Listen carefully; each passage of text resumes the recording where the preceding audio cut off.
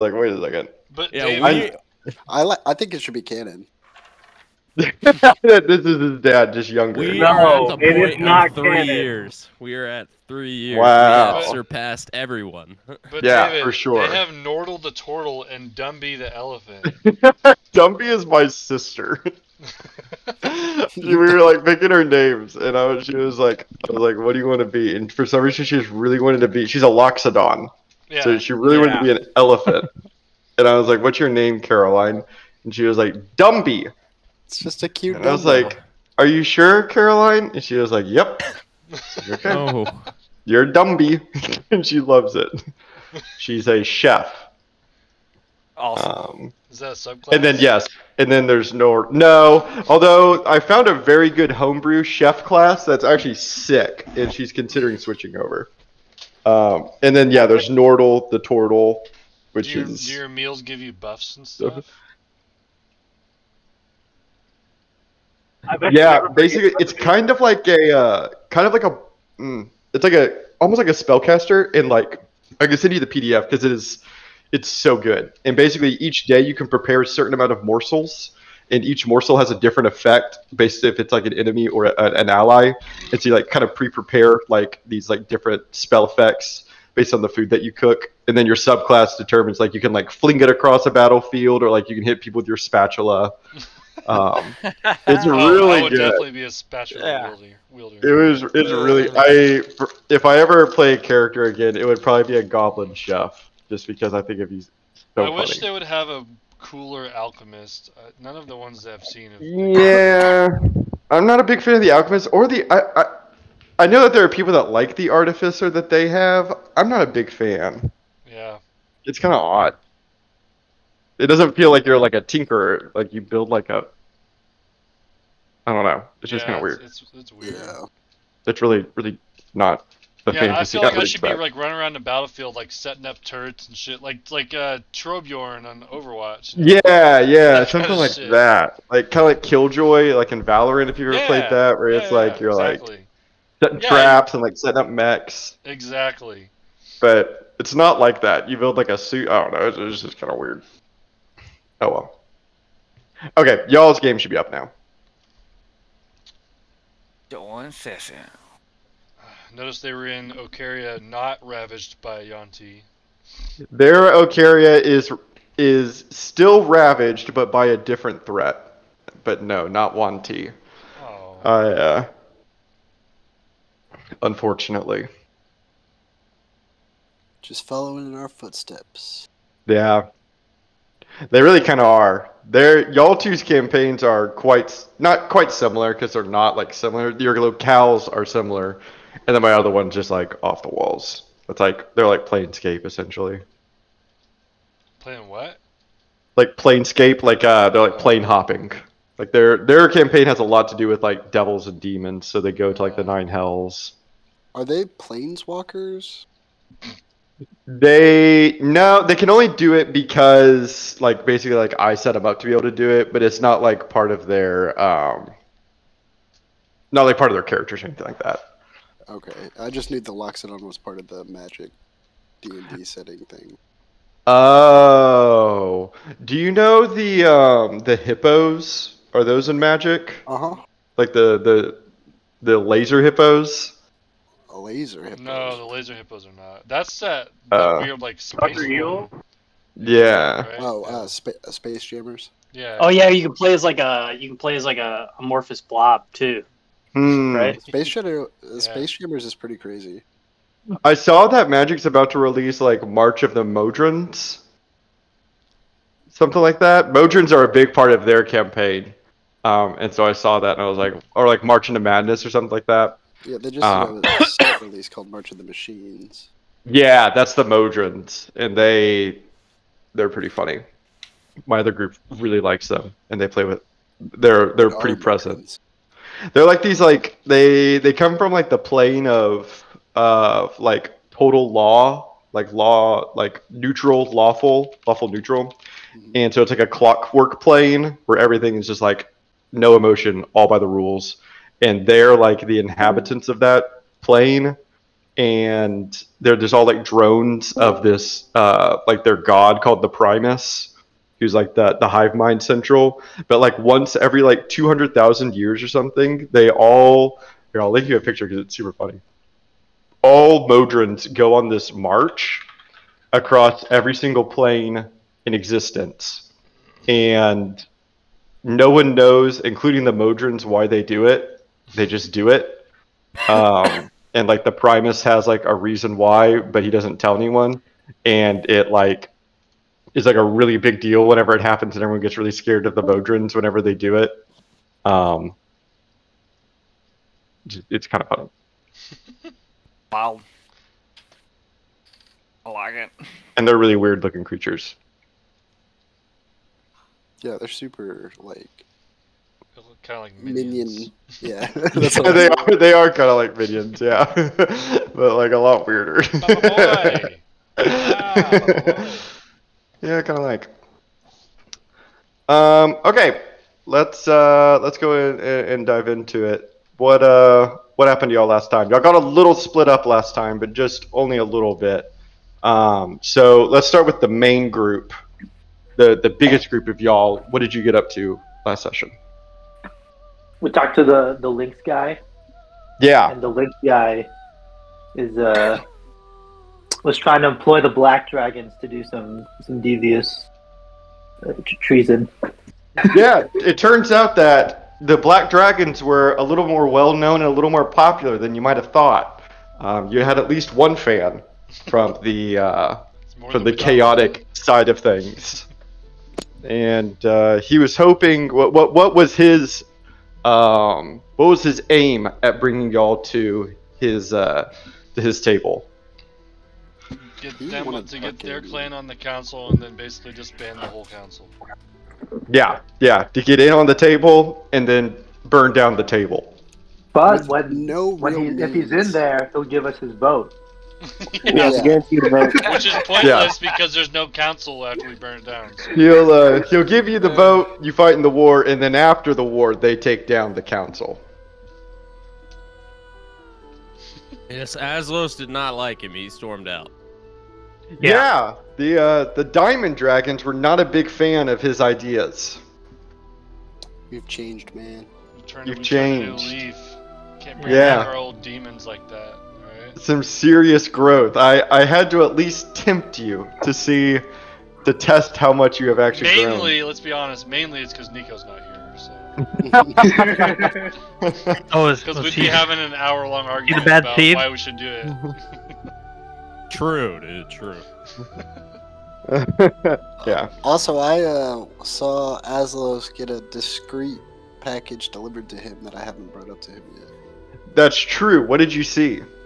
I saw like an owl just like fly in that no one else apparently saw, and he pretended it was like a cookbook, or he put his note in a cookbook and was pretending in the cookbook to pretend so he could read it.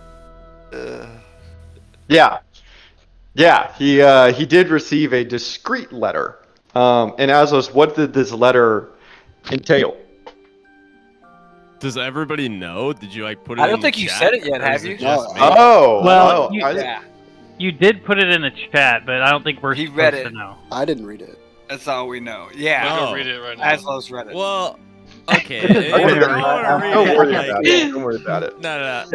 Yeah. But I want to tell select people, so you all can read it, but I want to play it a certain way. Yeah, I don't want to know about it until you tell me. Yeah. Okay. Cool. Actually, I do want to actually. I got it. It comes around. I'm ready for it. Perfect. Then in that case, let's not talk about it. One quick question about it. Is that the one that was you posted and then Drew did a deception check? Because if so, it's in some language that I don't have. Oh. I think I probably would have written it in Dwarvish. Yeah. It's in Dwarvish, yeah. I can read it. Well, I have no idea what it says. Yeah, I could read it, but yeah. Excellent. In due time. In due time. So with the Lynx clan, what else? I don't mean this to be like a test, but was there anything else that happened with this interaction, with this encounter, that was of particular note to you all? I know one that I liked was the ant. There was an ant situation. Yes, there was an ant situation that a couple of you noticed and fixated on. I believe Jaryu and Thunder were most intrigued by the ant. Yeah. Ants, I should say. I noticed nothing special about the ant. Yeah, I mean, no. Thunder listened to them, couldn't hear them, and also summoned his own to join them, so... That's true. That's true.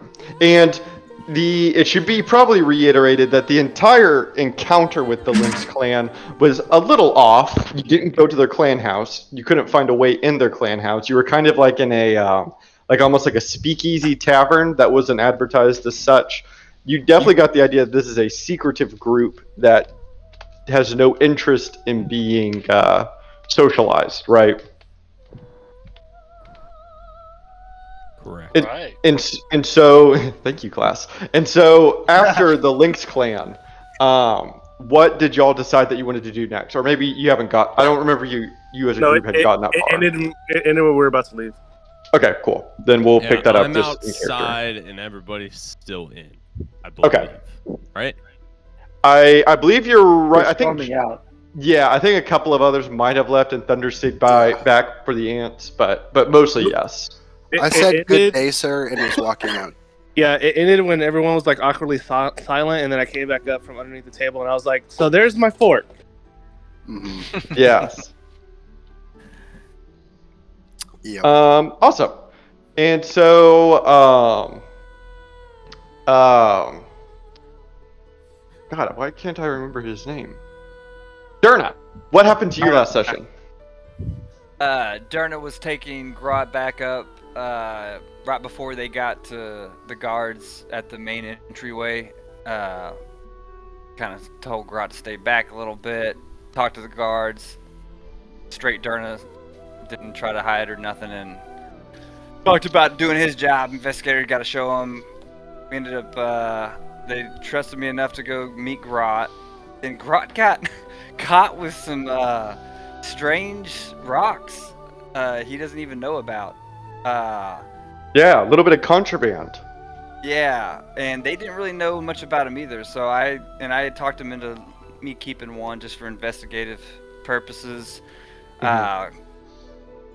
Got them to hopefully keep it chill for a little bit. Of course, they got to tell their, clan elder and all that and get it up the ranks. But other than that, like, kind of keep it low for a day, maybe.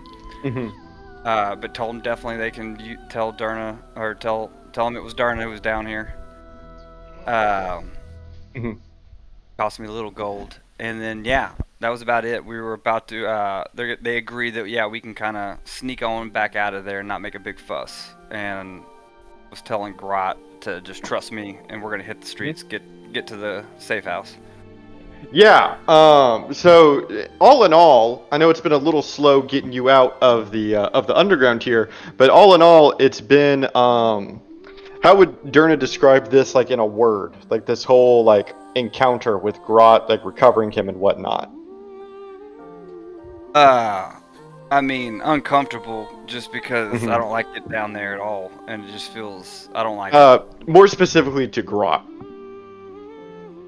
Oh yeah, I am super intrigued at this point, right? Because there's no way he just got down there.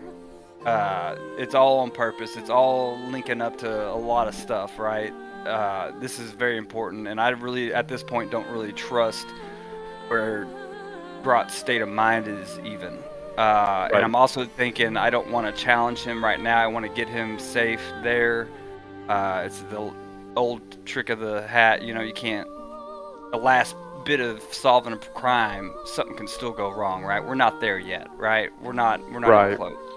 And there's a lot adding up. So trying to really focus in on getting him back. Very good. And last but not least, Yokizos. When you split away last time, what happened to you? I went to the high priest's upside down pyramid up in the top of the cavern. Yeah. The temple of, the temple of Mothra and Balmer or whatever. And apparently passed the 6th rite in doing so. Yeah. And what did you see there? The holy shield of Balma was on display right there. And the high priest. Of course. And marble floors. And the sky. Yes. All notable things. Very good. I would like to start this session with our group at the Lynx Clan house. Azos, you have already stormed out. I think that the rest of you are making your ways to the door, and Thunder, you have retrieved your fork, and are also making your way to the door. Is that correct? Well, as I'm walking, I'm kind of doing like a casual meandering around the room, kind of doing like a little every now and then, like a little stomp as I'm speaking. I'm just like, all right, so we'll all meeting outside. We'll probably head out pretty soon. And I go stomp, stomp, and I'm like, and then I start walking towards the front. And I just want to give y'all a small moment to say anything that you want to say to the Lynx Clan member, because he's not stopping you. You can tell that he's upset is a strong word, but displeased with how this went, and is just watching you all begin to leave. But says nothing to any of you as you make your way out. And so if you would like to say nothing to him, that is fine. But if you would like to say something, now is your chance. So after the awkward silence of Thunder doing his little performance, I just look back to the Lynx clan leader and say, "I said good day, sir," and then walk back out. Excellent. And the group of you reemerge out into the streets of Von Rieg. I'm looking for my aunts. Roll a perception or a nature check for me. I'm currently on my phone, about to boot up my computer. Can you roll one for me? Sure. And do the little trick where the DM gets more rolls, higher rolls than us. Yes. Let me invoke a little bit of DM magic here. Although Yes. I think most people say it's usually pretty bad. It's usually pretty bad. That's normal. You kind of look out for the little ants that are outside. Jaryu, you also maybe take a quick peek, and both of you find nothing. What were you looking for? Have they been compromised? I was perceiving that Thunder was perceiving something else. You were watching Thunder. I see. And you see Thunder kind of looking at the ground real closely. But Thunder, yeah, you don't find the ant. You don't find like a trail of ants. You find nothing. But what you do find as you come outside is the rest of your party waiting for you. With my head down, I walk toward them. And the group of you are together once again. What time is it right now? I believe that y'all met for dinner, if I'm not mistaken. Yeah. So it would probably be 6:30 to 7. It was a quick talk. Y'all kind of jumped right to the point. So we'll say 7 o'clock. And as we're all standing around outside, I just say, and they call the Worm Clan a bunch of depraved scoundrels. Yeah, that seems kind of serious that he's telling us this. Like, should we tell like the other clans? Of course not. We should use it as leverage. Leverage. How can we leverage it, though? Who would we leverage it with? Yeah, I think we should tell Yoshizos too. If we should definitely meet up with him. Yeah, absolutely. But I mean, at very worst, we could just tell the Lynx that if they don't cooperate, we're gonna turn them into the clan council. And as also at this point, like I'm like very visually distressed. I'm like not only angry from the meeting that I just had, but I'm also thinking about my note. And I, do we have anything else tonight? I don't think so. Nope. And then I said, I need to go with all of you to a place that we can talk alone, away from the skies. For the dirty grotto. Can we not just go to our safe house? I Oh. don't trust the safe house in this situation. To the dirty grotto. I ask, is it because Okay, there's ravens to the there? dirty grotto. Yes, I need to go someplace not even they will go, and I want to I want that to be like a basically a whisper. Yeah. Where are we right now? The Lynx clan house still? Yes. What's closer? We could go to the forge. The place is probably empty. Oh, like go in that basement area? Yeah, I we mean- could go to the forge. Hans is at the Worm Clan house. Right. And I said, like, all right, let's go there. Yeah. Sure. That's closer. Yeah, it's the group of you begin to head out to the tunnels of Ambolt to reach the Forge district and to take over the Forge itself. Emerging up from the Grand Lift in the Council district is Durna and Grot. For the two of you, the lift brings you up. I believe that you were taking the lift. Is that correct, Durna? Or not yet? Did I misspeak? Oh no, you're good. We were, but I was definitely gonna cast some spells. We were gonna do some stuff. Oh, sure. The two of you approach where the grand lift would rise as you hold a hand out to Grot.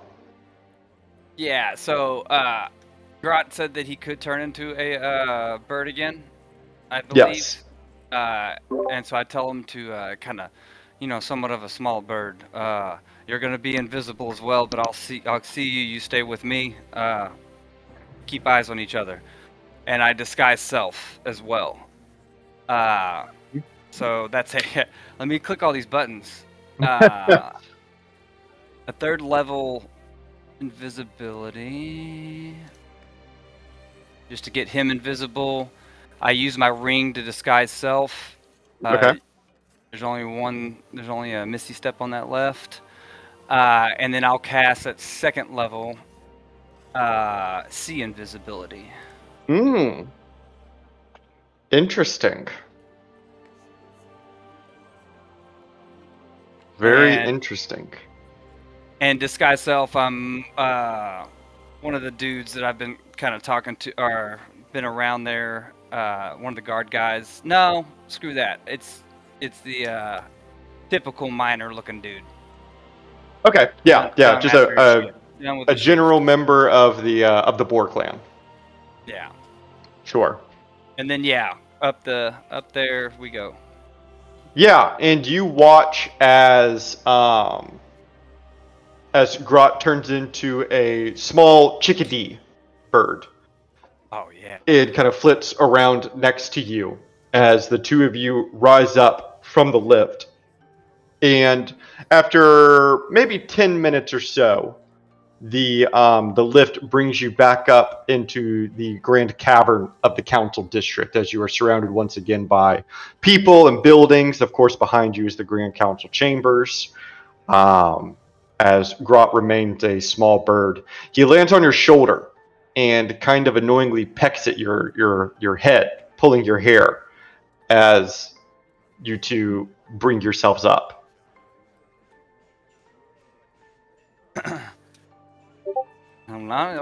Calm down now, Grot. And yeah, once we're up there, I guess we're gonna. Would I know if it's faster? Because I just know this area to kind of back way alley through and not have to do the mine thing at all. From where we're at, get to the rat to say Calms. Yeah, probably to Combs. Yeah. Would that be about the same as?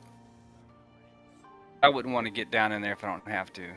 Like, Yeah, I mean, I think that for most ways it'd probably be like a little bit slower, but a lot more discreet. So that would be kind of the trade-off. yeah, I'm gonna do that.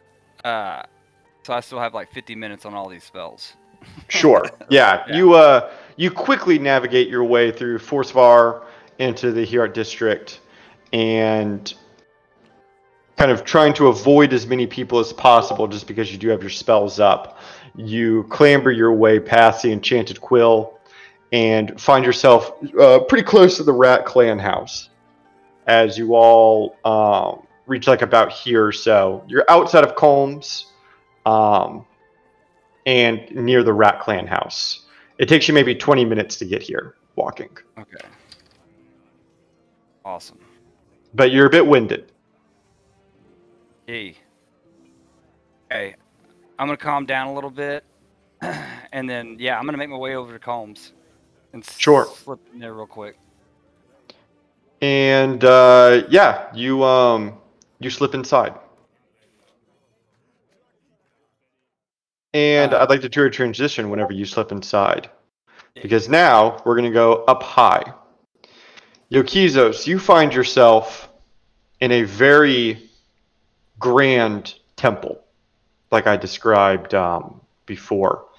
It is unlike anywhere else that you've been in the city so far, and probably close to anywhere that you've ever been. It's just different. It's not like this. There's a lot of people up there. Yeah, not having like a party. that. And you find to your right that this temple extends quite a bit forward as you're looking down a grand, tall, kind of like almost like cathedral-styled building that has a statue of Mothra and Balma kind of highlighting either end.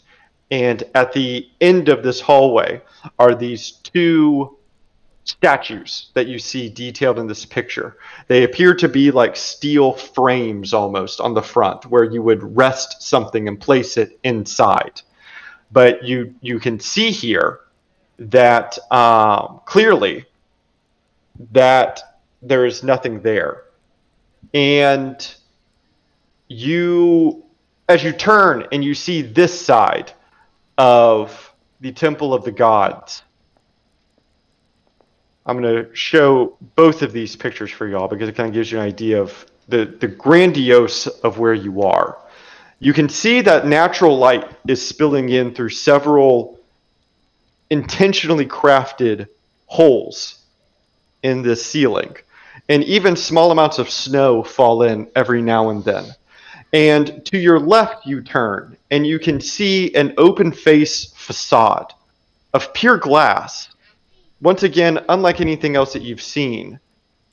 And you can tell that this open-faced facade, this wall of glass, reinforced with steel frame, is a viewscape.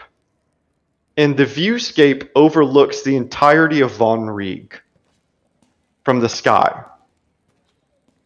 And you can see that from this temple, suspended on the ceiling of the temple district, was constructed in a way so that the high priest could forever watch over his people. And the view that you see of the city from up here is breathtaking. It is a vantage point that you feel as though almost no other dwarf has gotten to experience. And as you take in this view, you can hear footsteps kind of behind you step up as the high priest stands at your shoulder and looks out the same vantage point that you're taking in. And he kind of mutters in a low voice. It's beautiful, isn't it? Yeah, it definitely carries a different air of beauty from up here. This temple was constructed in a way so that I may view all my worshippers. It is one of the few spots in all of the city that is open to the mountain above. Truly sky reach from this temple.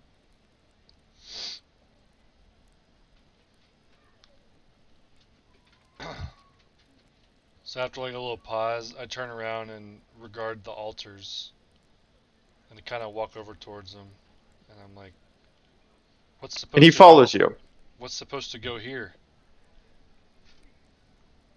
And every time you ask him something or you say something to him and turn to look at him, Broxnar always, his eyes linger on you as he watches you. And slowly he turns back to the two altars and says, that shield that you saw in your first room, you remember? Yes. I described it to you as one of the most important artifact of dwarven culture. The most holy relic, the most prized possession of the dwarven people. That shield goes by the name of Lichberg, or the Light Bearer. It is a gift directly from Mothra and Bulma. Our mythos goes that Mothra crafted this shield with his own hammer from the gold of Norvisk into a mighty, mighty bulwark for his brother Bulma, who wielded it when he conquered this continent. And it is directly from Bulma that we received this gift. A true relic, a perfect symbol, and an item touched by the gods themselves. When Mothra crafted this shield, he made for it two companions, two defenders, to be used by these brothers together. Two weapons, the Lich Hammer and the Lich Blood. The hammer of light and the sword of light. Perfectly in tune and in complete symbiosis with their patron, the Lichberger, serving this shield for the rest of their time. Unfortunately, we have lost both the Lich Hammer and the Lich Blood many, many, many years ago, before myself or my father stood here. Without them, we do not dare touch the Lichberger for multiple reasons. And he kind of walks back over to it and reaches a hand out to it, but without touching it. He says, the Lichberger will burn with a radiate light, any those not worthy to wield it. And without its defenders, we dare not risk move it from this safe place.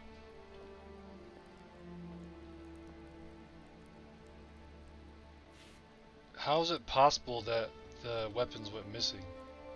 If there's such sacred artifacts with dwarves, how did they let them get away? And he turns and says, through arrogance, the Lich Hammer was used, it's taken from this altar when the War of the Giants, the Jotunvar, first began. It was used with great success against those giants and Goliaths of the north. But its proud warrior that wielded it fell in battle. And, of course, during these wars it was used as a symbol of dwarven superiority,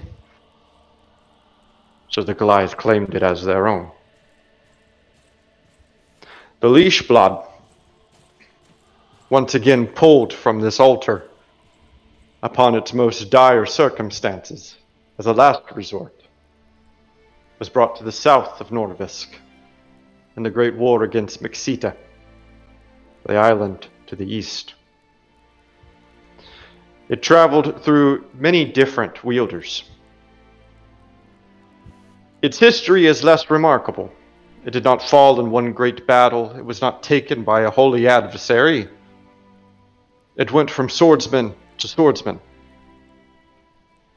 As a relic, as a true weapon, it was used by those more masterful than you or I or any dwarf.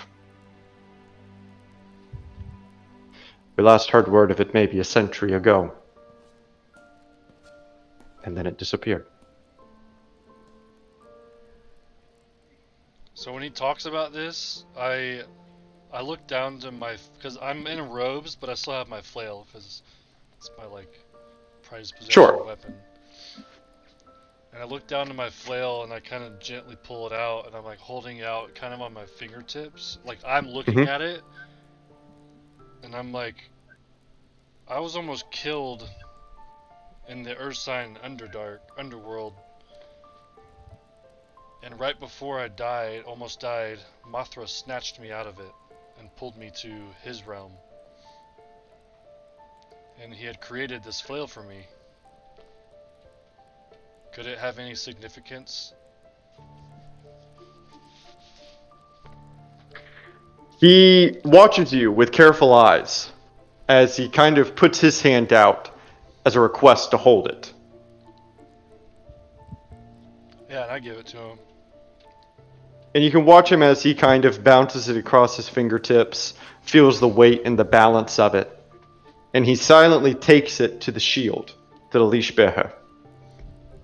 And he gets down on his 2 knees and presents it to the shield. And as he does so, he releases it with his right hand as he very slowly reaches it out, slipping off his glove, and tries to make contact with the metal of the shield. Yeah, and I kind of step forward, not sure what I'm supposed to do, but he just said this kills everybody that touches it. So I'm also do I fucking stop him? What the hell? And once he makes the smallest touch, the most bare amount of contact with the shield, a loud, bright, radiant light shines from it. And you watch as he recoils. And you can see his hand where he touched it is beginning to die. It's beginning to crumble. And it slowly is overtaking his entire arm until he drops the flail with his left hand and grabs his arm. And you watch as he casts a spell, he kind of mutters the incantation to himself. And slowly his hand begins to recover. Not fully, but the death stops spreading. And he grabs this glove and throws it on and picks your flail up off the ground and gives it back to you and says, "Well, I no doubt the validity of your tale. I do not think that this weapon is quite a replacement for our weapons of light." And I just kind of take it back and give him a nod, and gently put it back in my little flail holster.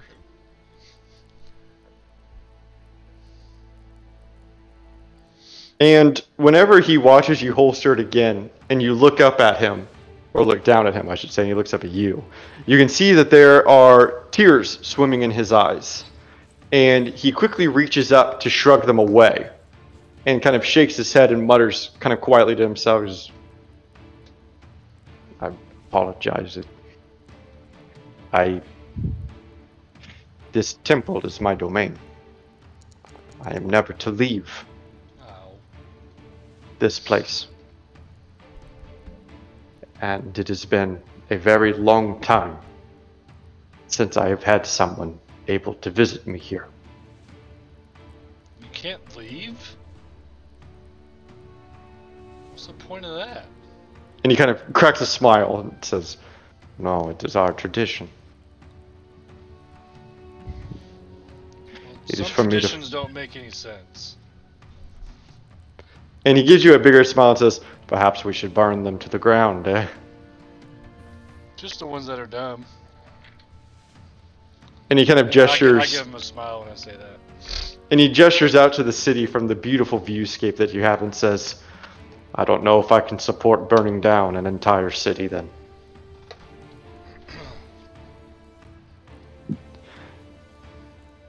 And with that, I want to flip over to our boys on the ground. As the group of you head towards... Oh, I'm sorry. I didn't even see that you rolled an insight check. What were you rolling an insight check for? I was trying to see why the hell he was tearing up, but then he explained Oh. it. So. Yeah. You gathered something weird was happening, and it was. The rest of you begin to make your way towards the forge. And you make your way there relatively unstopped, right? Maybe a peddler here or there.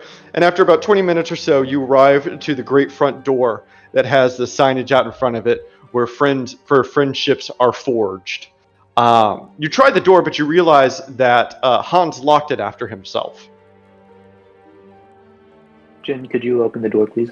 Yeah, I pull out my thieves' tools.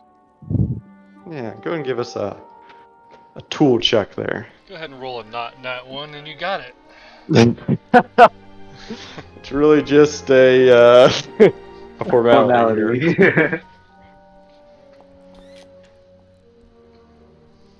And yeah, you get the feeling that Hans did not invest a lot of coin into his security system.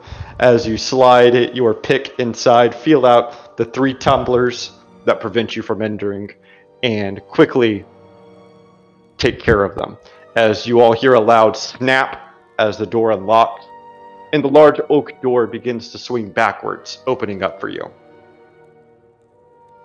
I also have the feeling that no one really wants to break into here, so... Yeah. But I do lock the door behind us, though. Perfect. And the group of you walk in to the forge. It's exactly as you left it. Pretty in its own way, kinda. It's something. And you all find the table that you all sat at not so long ago, as you recovered Hans and brought him to the Worm Clan House. But what's most noticeable here at the forge is that because no one ever comes here and no one is ever here, there are no ravens pecking at your windows with letters to bring. And then Should we go in the basement? Or is it secure enough over here? I think we will be okay here after I kind of like observed the area and realized that no other raven, like, cause you're saying, David, that no other ravens can really get in, right? Right. This place did not account for people being here that wanted to be contacted. Oh yeah, okay. So I will, with that, I will kind of like just in a hushed tone still. I still don't want it to be visual, and I like will look the most serious that I have like ever to the group, and I will say, I have a feeling that we are being more than watched by the ravens in this city. I have thought it the moment that I got here, and I sent a letter out calling them out. I didn't sign my name to it, but I called out who these ravens are in charge of, and I sent a raven to do this. I assume the Raven Clan. and I'm just kind of looking around everybody at this point. And they replied to me saying they wish to meet me alone in the Rusty Flagon at 3 a.m. I think that every piece of information that we've had in this city has been watched, listened to, covered, and I don't know who knows because of it. But I had a feeling since the moment we were here that there was something suspicious going on beyond just the Ravens existing. I kind of just sit back and let everybody take it in. I quietly pound the table and go, "Vindication!" You suspected this, Jerry? I told you to never trust the Ravens. And I took that to heart more than you know.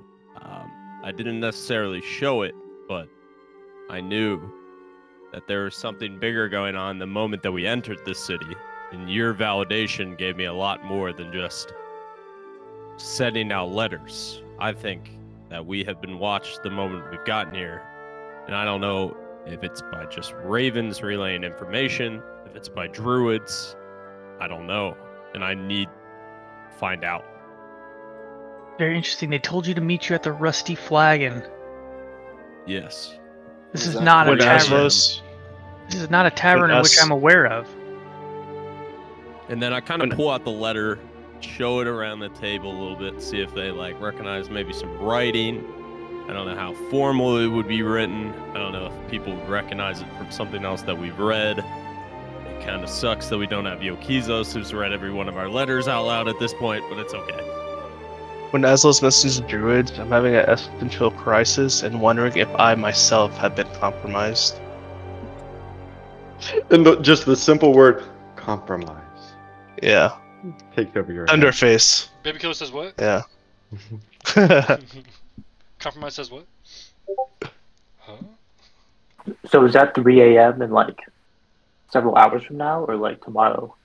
3 a.m. is in several hours from now. Wait, what time is it? What do you think? Are we all going, or are we all? It's like 7:30. This is I why think I Aslo need. should definitely This is go. why I've decided to tell you all. I need your help. I have not signed my name to this. I signed it AG. I thought this through, knowing maybe they wouldn't take well to knowing that a Goliath sent it. Now that doesn't mean I don't wish to go. Maybe they would find that fine, but I have come across as dumb to everybody that we've met, besides maybe the Ravens. You know, I lifted some weights. I stayed quiet the whole time. They all judge Goliaths the same way. I've never tried to be smart. I don't want anybody to know of my intelligence. And now, I've just been observing. Would you like me to go with you as I bloop myself invisible, and then bloop myself back to visible? Now I need a long rest before we can go.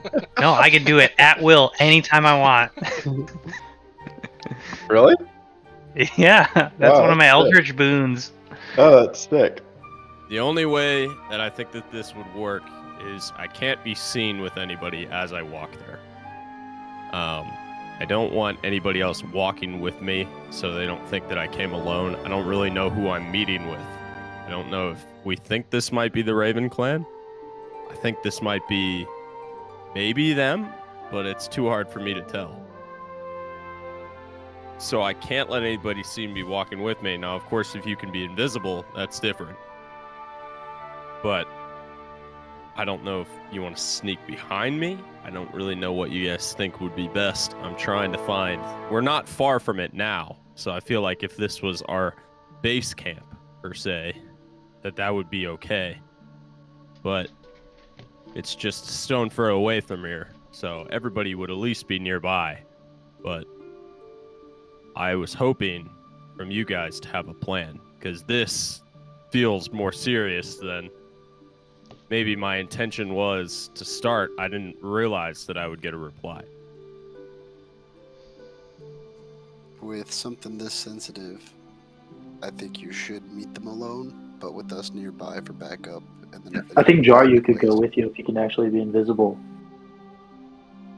At least in there, and then he can relay us information. I don't know. I figure maybe if Jaryu be invisible, and then maybe I have Thunder with me as, you know, wild shaped in my pocket or something. I'm still zoned out, thinking I'm compromised. I'm not listening. And I might be able to identify who these people are. I don't know if I necessarily want you to come inside, because they might still see through invisibility. Sure. I don't know.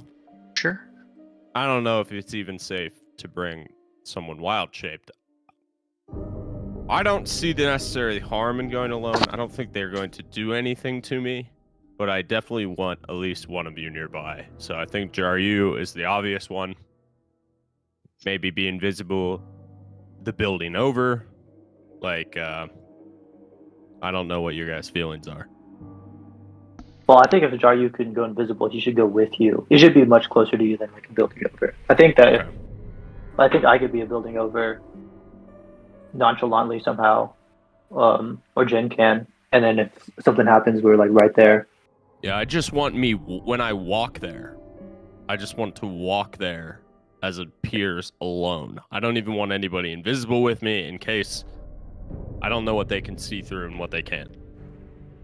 So I just want to walk there alone, and however else you guys want to get nearby, go ahead. But obviously, we need to be as discreet as possible. Sounds good to me. If you trust, you know, your ability to meet with them by yourself, I'm okay with that. Yeah, but like, let's just all be next door, and then if anything goes sideways, call us on the stone. Wait, do you have a stone? No. All right, here, you take my stone, and then if anything goes sideways, you call. I have my stone. We really need to get the Archmage to give us some universal stones, and we all just have one. So where will you guys be? Just so I know. And then do we kind of have like a map? Do we have like an idea? I mean, we would know where things are. So like, right, David? Yeah. You have a general understanding of the layout. Yeah. Where do you think the best area for you guys to be? Wait. Sorry. What is White Hot Smith?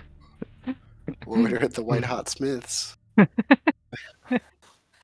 Please tell me it's like a Chippendales type situation. Unfortunately, you'll be quite disappointed. That would have been awesome, though. I think if we can get up onto the second floor or on the roof of the Rusty Flagon. If I remember right, the Rusty Flagon was a 2-story bar with windows. No. Ravens can see that. They fly. I know. But can we get close enough to listen is the problem. I don't think we need to go that far. We don't need to. We just need to be close enough that if they try to pull any shenanigans... I don't even know who I'm meeting with. So that's part of it.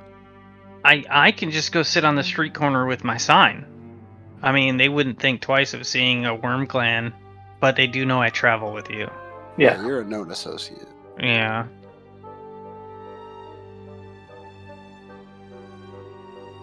I think that maybe Jin disguising himself with the disguise hat. I don't know if they, I think that could be a possibility. I feel like. How long does the Rusty Flagon open? Like 3 a.m. seems super late, even for like a bar. I don't know if it will even be open. They just want me to meet them there. Okay, well maybe we can have Jin have a disguise and Jaryu be invisible, like much closer to you, and then me and Thunder could be like a bit further away. I think even if you guys were at the forge, like, because is there windows? Like, could we even see from the forge? Could we see the Rusty Flagon? Maybe like the tops of it, like far away, but probably no, not like a good view of it. Okay.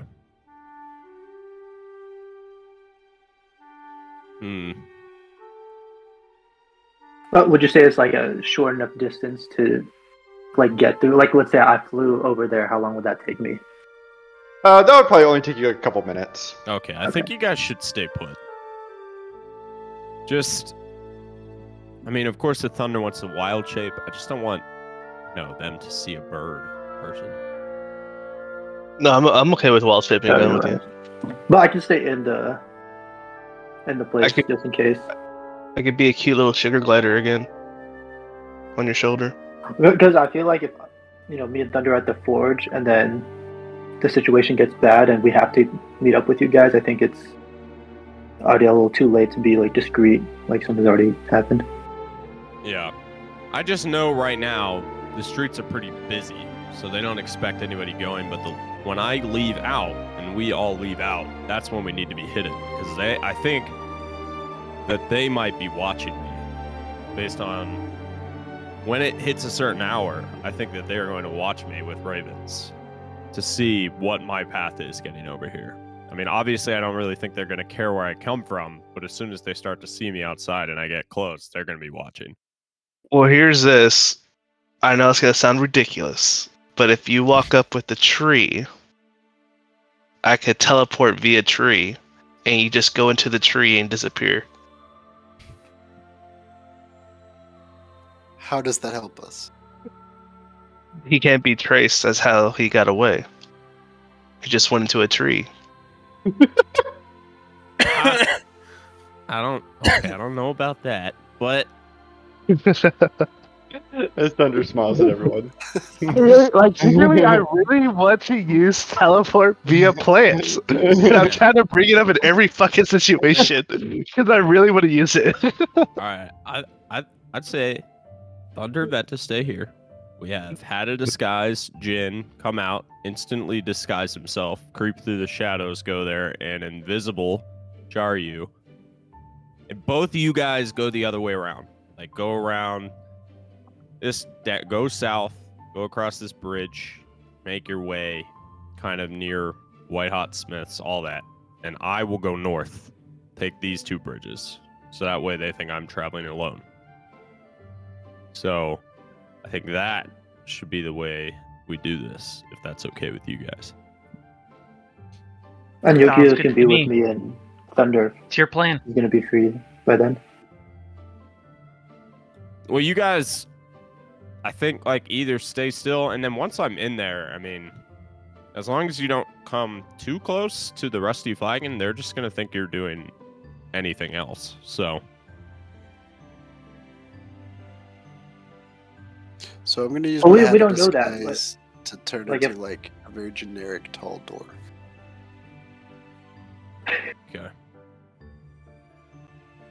Wait, so Ventus and Thunder, what are you doing? Sorry. You want us to stand fast, correct? We could stay in the forge. I guess do you think the Ravens were tracking us? Like when we came into the forge, do you think it'd be weird if Thunder and I don't leave with you guys? No, it's safe to say that they watched us on our way here. I think they've watched us coming in and out of the forge. I think they think at this point maybe we're just like helping the forge. I don't know what they're thinking. I don't know if what they've heard, what they've seen. So that's what I'm hoping to find out tonight, and who's leading this whole thing. But I don't think it seems weird for us to be in there. Okay, so at some point we'll be back at the safe house, I assume. Or are we That's where I plan to go after my meeting to the safe house.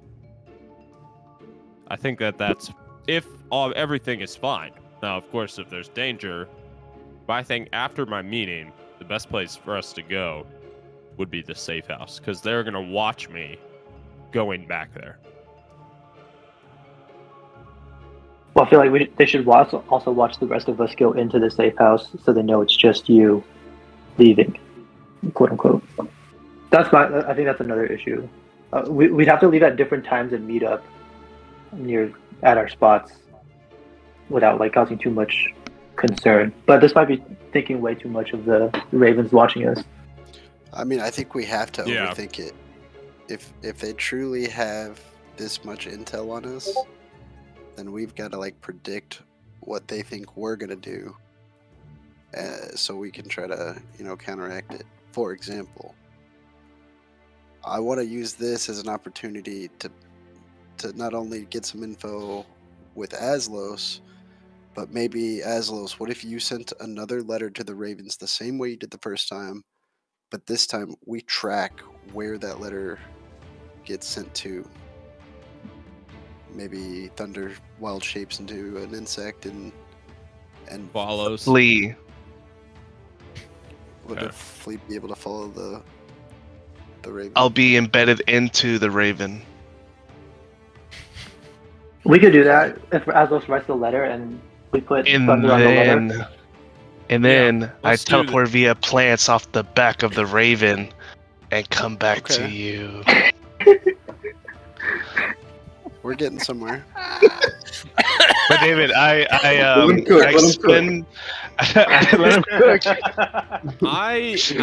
truthfully do not think I want to write any more letters until I just meet with them. I don't want them to get spooked, not show, be like, "What are you doing?" I don't want to overthink this any further than this. I think like Thunder and Ventus, I think it's fair to say if you haven't heard anything in 20 minutes, just go back to the safe house. I don't think that this meeting's going to last too long. I don't really know. If you haven't heard anything, and then we'll have Invisible. We'll have somebody invisible, Jaryu, and then we will have Jin disguised as a dwarf. If something goes wrong, we'll have us three to handle it. You guys go back to the safe house after 20 minutes. I feel like that's going to be the best way to do it. Do you want us to leave, or do you want us to wait for like a code word if you're going to have the stone? Just leave so it doesn't look suspicious. Like, so it What- doesn't what look if- like I'm trying to meet back up with you guys. Okay. Well, what if? But David, okay, no, well, I think leaving and getting there is like a big issue because they need to see us all, like in the safe house where they expect us to be, and then, right? Well, they're so going to be meeting while they're meeting with me. I want you guys to go, so it's like they're distracted, okay. kind of. You know what I mean? Okay, like, sure. just go like 20 minutes into my meeting. I'm assuming maybe the meeting's like an hour. So. I mean, the birds are going to be watching no matter what, though, right? Oh, yeah, but we'll take this risk. We'll just be like, oh, he's helping out. Those two are helping out the museum. It's kind of a non-event. What, Ventus? Do you think you'd be able to like patrol the skies and just see the traffic patterns of all the ravens and maybe get a sense of where like the central hub or the Shadow Cabal is operating out of? Maybe even do that now. Maybe both you guys. Yeah, I go could out do and that now, but is that not suspicious or destructive? I mean, it's not suspicious for birds to fly, right? Yeah, but I'm significantly bigger than all the birds over here. Yeah, Well, do what you think. Do whatever you guys think is best. I don't want to overthink it too much further. We don't want anybody. We don't want it to look like we're all there and then you guys like are coming with me. I just don't want it to look like anybody's with me. I mean, I think we'll be fine. Okay. Cool. Very good. I'll let you all think about that for just a second as we go over to so that you can retouch anything that you have a little time to process. We'll go to Durna. Durna, you still have a chickadee on your shoulder as you invisibly stand outside the door to Combs. Combs has a very small sign advertising in its storefront. It is a building with no windows, all made of gray granite as it rises up in front of the Rat Clan house. Yeah, so I will totally Durna will walk in there and assume it's usually pretty, no one's in here at all usually, and I will just holler out for Calm. And do I see anybody in there? No, Combs is empty. Okay, yeah, I will 7 drop at night. disguise self. Yeah, drop disguise self. Grot stays as a bird, as a very elderly dwarf stumbles out from behind a shelf. He is kind of small. He has wiry gray hair that stands up at weird places, and bifocals on as he leans on a tall cane that he uses to help himself walk. And he kind of reaches up with one hand and says to you, Welcome, welcome. What do you need, darling? Calm. I appreciate you. I know it's late, but I need one of them nice secure messages. And I already have it. I take out a parchment, write it down. And it's all in thieves' cant, and I hand it to him. And for our usual, I know the deal. I kind of the recipient name, where it's time stamped, all that good stuff. I give him the normal price plus an extra gold piece. And he raises that gold piece and kind of shakes it at you. And with a shaky hand, he says, "So you want this delivered now?" Yes, please. Immediately. I appreciate it, Calm. And he takes the piece of paper that you wrote out and filled out. He looks at the information that you had really quickly, and then he tosses it over on another desk. And almost as soon as it's placed on the desk, Derna, you watch as a dwarf from the back begins to walk out from behind the bookshelves, the cases, grabs the piece of paper, and as soon as he grabs it, you watch both him and the piece of paper disappear as he casts invisibility on himself. And you watch the door kind of turn ajar and then close behind you. And yeah, kind of a relief, I appreciate it, Calm. You have a new case? Yes. It's maybe the old case, maybe the case we've been talking about. I've been telling you about. It's a lot. It's a lot, Calm. I'll definitely. Hey, think we're 2 Thursdays from now. Meet up, dinner. It'll be fine. Tell you all about it. He raises a bushy eyebrow at you and kind of swats you away like an old man might. And as he turns his back to you, he says, "You got a bird." Yeah, don't mind the bird, Calm. It's not a raven, you know. It's fine, Calm. Trust me, you're gonna love it. It's good. It's a good story. This is a one you'll remember, I assure you. And I tap my hat, or tip my hat, or what, my head, whatever, out the door. And as you're kind of walking around, walking out, he kind of turns around at you and is kind of yelling at you playfully as you walk out, and he says, "Make sure that bird can't talk to ravens." And you close the door.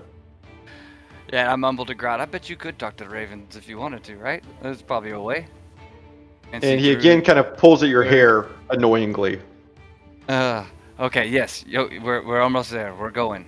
We're going to Yokizo's. We're gonna get there. I think he's a little busy right now, but we'll get there. And yeah. Do you begin heading to the safe house? Yes, 100%. Perfect. And with that, I would like to go back up to Yokizo's. Yokizo's, you're back up in the temple.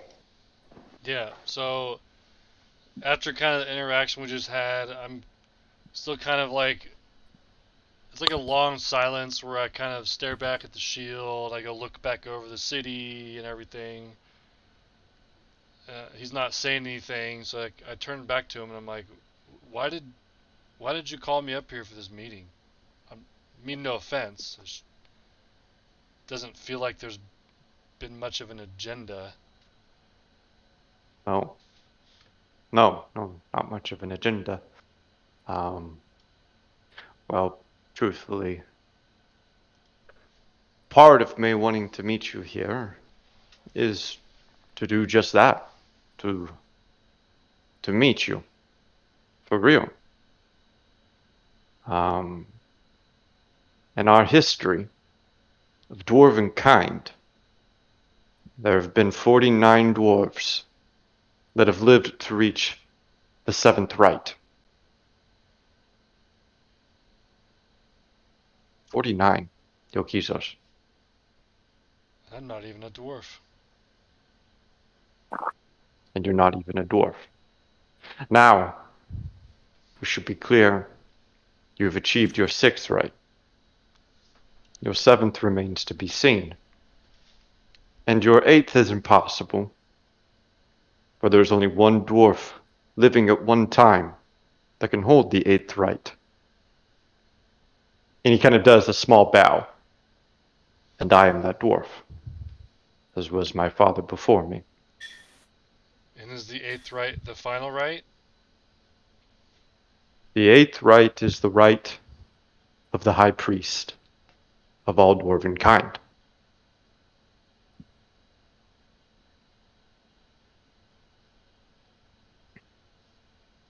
What He right, kind of begins to nod his head. What right does it require to wield such a shield? I look back over to it.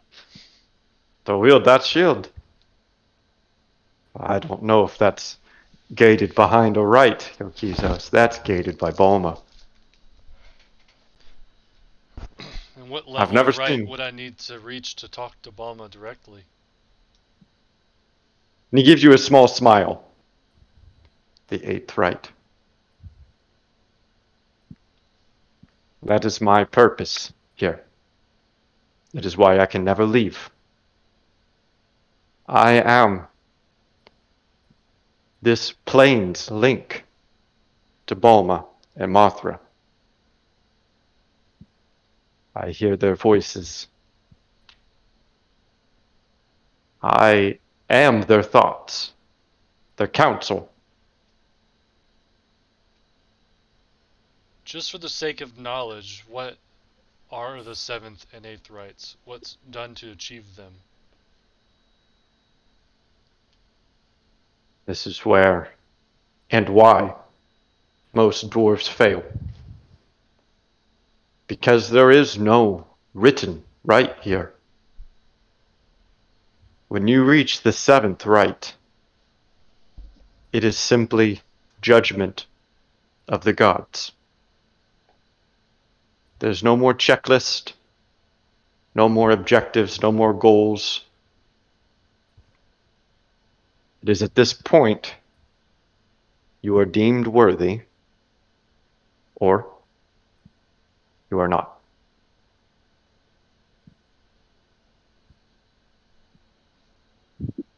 And would you know? Let's say that in a month I'm sitting down on Von Rieg enjoying some chowder. Bulma decides that's the moment that he judges me worthy of the 7th right. Would you know? I would know, yes. You also would know. I would hope so. Me as well, Yokizos. But I think that it will require something slightly more significant than a bowl of chowder. Yeah, and I give him a laugh at that. I'm like, well, of course, High Priest. That was just... And he kind of shrugs and laughs with you and says, or maybe not.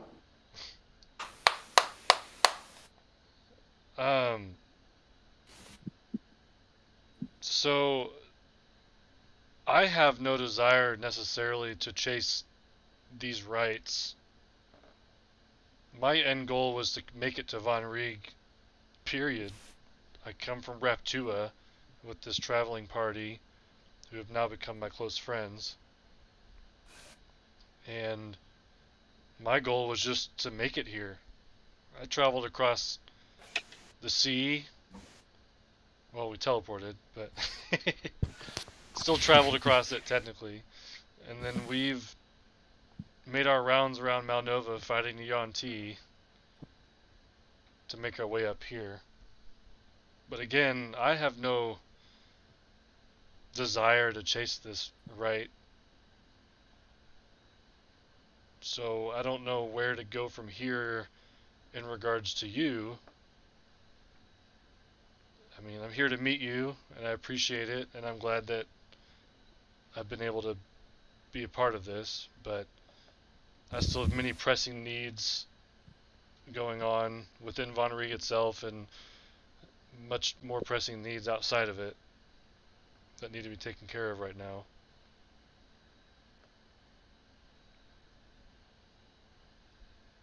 So. And you kind of sit in the silence as he doesn't say anything to you and just watches you.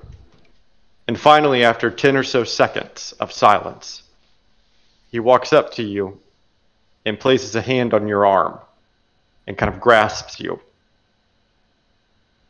And he looks at you. You can see the age in his face, the wrinkles, the white hair. And he says very seriously to you, "Those who should be in power are most often those who have no desire to seek it. Do what you came to do in this gilded city." And I kind of give him like a slow nod, like as I'm pondering the thoughts of what he just said.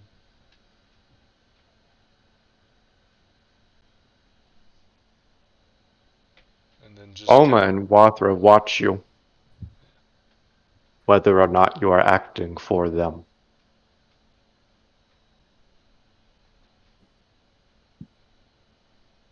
I kind of give another slow nod. And he releases your arm and turns his attention back to the Lichbecher. And then back to you and says quietly, in kind of almost like a funny tone, "What did you say again? What is the name of the dwarf who taught you everything you know?" David, what's the name of the guy's dad? Hey, I wrote this backstory like 2.5 years ago, right? And the name changed. Yeah. So. You would know him simply by his surname, Poznan. Yeah, Poznan. And he kind of nods and looks to the shield again and says,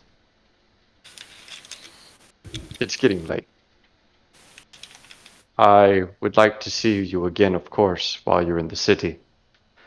Many times, in fact, but as of now, unless you would like to exchange stories or have a dinner together as friends, not yet. I don't think there's anything divine I can provide you. When you know, you'll know." And then I say, I will gladly come back here to have dinner as friends with you, but as I said, we have more pressing matters at the moment. But maybe within the next couple of weeks we can sort that out. I'll send you a raven. And when you say that, he looks at you and says, "Perhaps not through Raven." And I get like a head cock, like, what? He gives you no smile. He just kind of gives you a nod in confirmation and says again kind of softly, "Not through Raven, Yokisos." Well. And when he says that, he kind of cocks his head like this to the side. And you can see, resting up on one of the shoulders of the statue of Mothra, is a raven, preening its feathers. And he takes one step closer to you and says, "Whenever you want to visit again, simply walk where you did to the temple district. I'll be watching for you." Yeah, and I give like the slightest of all slightest head nods, like maybe the raven wouldn't see that I was like listening to him say something, you know? And he takes a step back and says, "I think that is enough information for you to reflect on for one day." Good night, Yokitos. And I give like the arm out, like slight bow thing. Yeah, and you walk back into the entry hallway that has the giant lift that would bring you down from this reversed pyramid that hangs in the sky of the temple district. And you can feel its mechanisms begin to turn as it brings you down. And you watch as Broxnar watches you go down. And you can't be for sure, but you think you see tears in his eyes again as you begin to go back down, and you leave him alone once again. And with that, I would like to go back to our boys at the forge. Yeah, and I hop on the cart and head back towards the safe house. That's Okay, perfect. Yeah, you make your way there. Yeah, that's great. To the rest of the Diamond Dragons that are in the forge, you are in the middle of conversation when you hear a knock at the door. I would imagine it would rattle y'all a little bit as you're in this. I immediately stare at the door like we're compromised.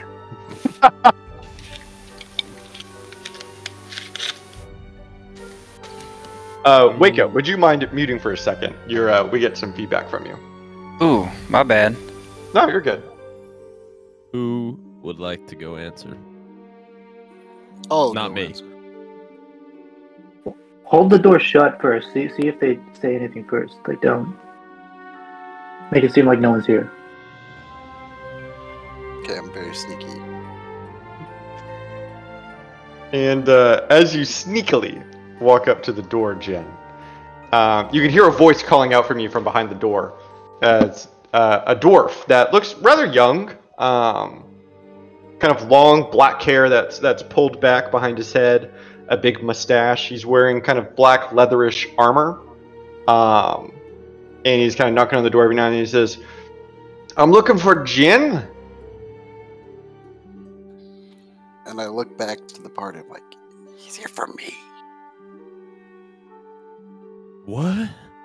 I don't know. Oh, So answer. I'm gonna crack the door just a little bit, so just like my eyeballs are peeking out the slit. And I'm like the emoji. This is he. And he kind of opens his arms up with a big smile and says, "Jen, my old pal, it's so good to see you back here in Vonrig. It's been too long since you visited me, my friend." Do I recognize this person? No, not at all. Do I know you? And he kind of, "Jen, it's me, of course you do. Come on, man."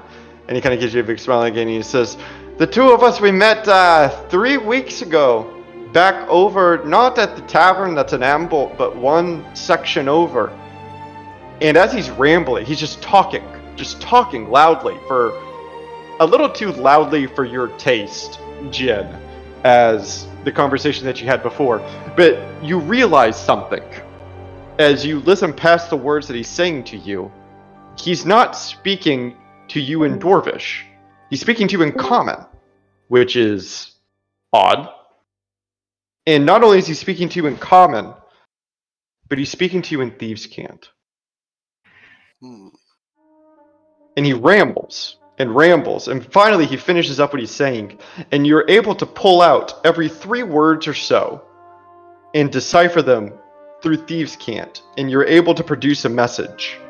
And by the end of it, he kind of slaps your arm and says, "Well, anyway, I don't want to take up any more of your time.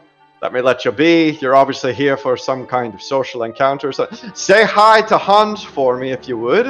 And he kind of turns and gives you a wave, and he says, "I'll be seeing you later, okay, buddy?" Yeah, see ya. And I'm just trying to piece it together. And yeah, it takes you a little bit as you kind of reapproach the group, but you finally are able to put together the actual message of what he's saying to you. What did he want? And who was it? It's oh shit, we need to find Yokizos. What? Is he in trouble? No, I think it's the PI we hired. I think he actually found Grot. Okay, well, I guess head back to the safe house for now and wait for him to get there. Yeah, what time is it? It's probably like 8 o'clock now at this point. So 8 yeah, at we night. have plenty of time before Yeah. Nexus's encounter. Yeah, he says they're going back to the safe house, so... And he also says, watch out for watchers? What is that supposed to mean? The Ravens, I guess. Maybe he knows. Damn, everyone knew about these fucking ravens, but us? What the hell? It's my first time in the city, too. I don't know. Well, I To be fair, knew, I Johnny just told us didn't know. it's like day one. Oh, you figured it out. We were fucking clueless.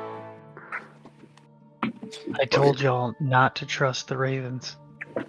Yeah, And but I'm it's nodding also my a head. worm clan. What's that supposed to mean, Jin? Nothing, it's just, y'all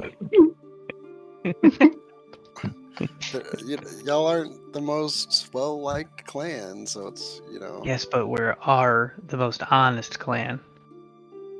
Alright, well then let's go back. It'll look less suspicious that way anyway. Yeah, let's do it.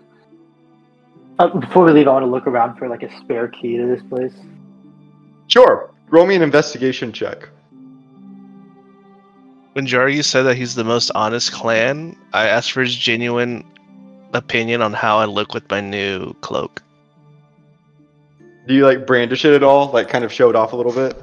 Yeah, I do like a cool little, like, I'm barely holding it to where my eyes are peering over to where, like, I'm gonna hide. Cool. I lie. It Yeah. says it looks great. And I roll a deception check. I want to roll an insight to see if he's fucking lying. Nope. Got him. No, you. Oh, he's so honest. Confidence boosted. Hell yeah. Ventus, you kind of paw around a little bit to see, like, in like very obvious hiding places, like under the carpet, like under the mat. Is there a spare key? But you don't find one. Okay. Is there a window I could like crack open that would fit me? Yeah. Okay, I'll like unlock that window and like crack the little open so it's not suspicious, but I can get in from the outside.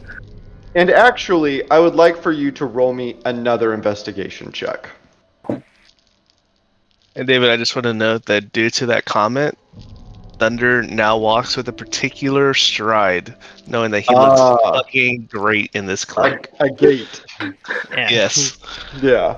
I give him a subtle nod. Yeah. Hell yeah.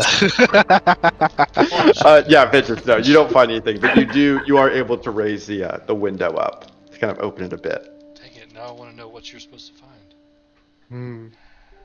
And you missed it earlier, David. I used staff of wielding. I thought that you did use your wildling staff. Yeah. So it was supposed to be like before the actual conversation, but like I just tapped it to where I dispel 2 charges for locate animals to see if there's any ants. Let me read this spell really quickly. Does it say animals? It's just a regular or spell. insects? Describe a name or a specific kind of beast plant, concentrate on the voice of nature and your surroundings. You landed. Oh! To the closest creature or plant of that kind within 5 miles. Oh, geez. Yeah. Wow. You know where all Yeah, the nearest one. You learn that the direction is north-northeast, and the distance is about 30 feet. Ooh. 30 feet. Do we know that he's trying to locate animals? I think I that tell you the would see clan. him I tell the clan. Yeah. I do like a nice little staff, like bump to the ground. flourish. Yeah. Yeah, and it's basically like Toph, where it's like she sees like the sound waves, but I'm basically I'm doing like echolocation with it type thing. Yeah. And Yeah. You one kind of. creature. And One type. as he's doing this, because he was so kind to show me his cloak, I wave out my tattered, gross, ugly cloak and say, "I'll locate my animals," and I look for the nearest crawl. Thunder, are you impressed? Like in a metroplex. Yeah. And it's kind of funny because they're both like bugs, but one's a lot bigger than the other. And yeah, you slam down your staff, Yoki, not Yoki, Jaryu.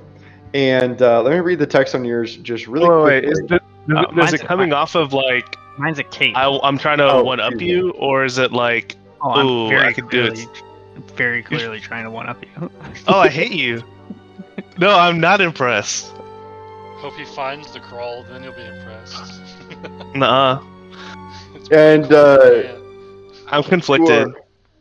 Just so y'all can see the cape of the crawl. The Golgars swarm. You are always aware of the nearest crawl on your entire plane of existence, knowing the direction and depth that they would be at. So the direction would also be north-northeast, but the depth would be about half a mile below you.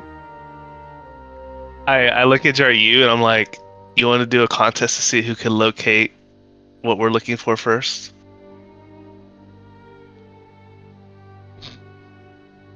And or do you accept defeat? Is he frozen? Yeah, he's frozen. So contemplating deeply. He's just really contemplating a long time. Yeah.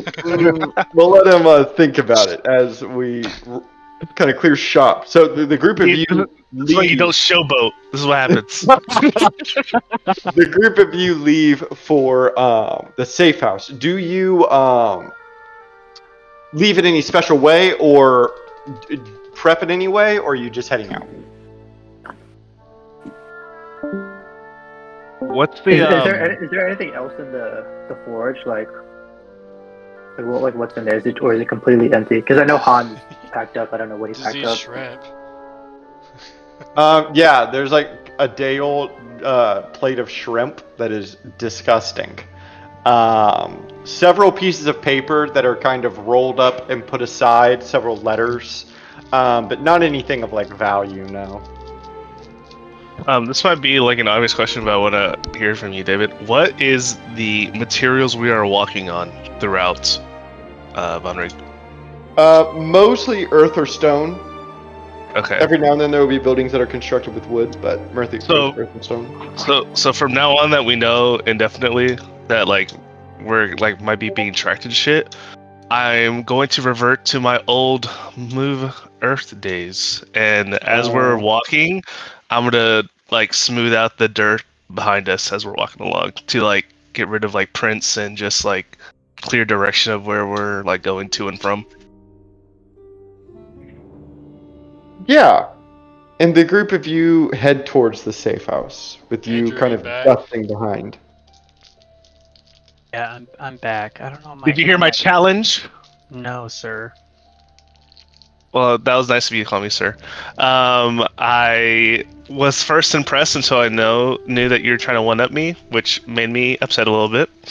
And I challenged you to who can locate what they're finding first.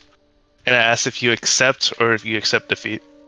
And I don't know if you heard or not, your crawl is north-northeast and half a mile beneath you. Well, Mine's about 30 feet north-northeast. I already win this because my cape instantly tells me where they are anytime I request it. So No. I'm saying actually contact, like pick up what we're looking for. Oh, and it was how deep? Half a Half a mile. mile. And I'm 30 feet from mine.